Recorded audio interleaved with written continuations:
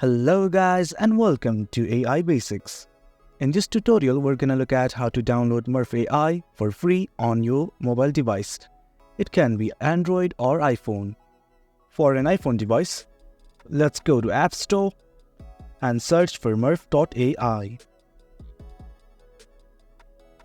Once you have searched for Murf.ai, you will find something like this.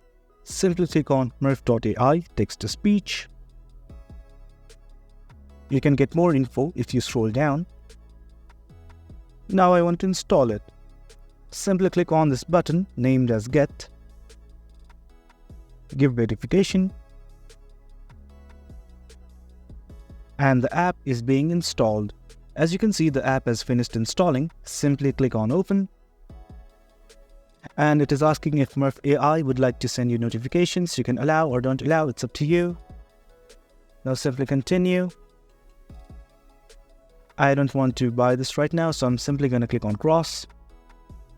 And there you have it. You have successfully installed Murf.ai on your mobile device. Well, that's it guys. That's it for the video. That is how you download Murf AI for free on your mobile device. Thanks for tuning in. We appreciate your time.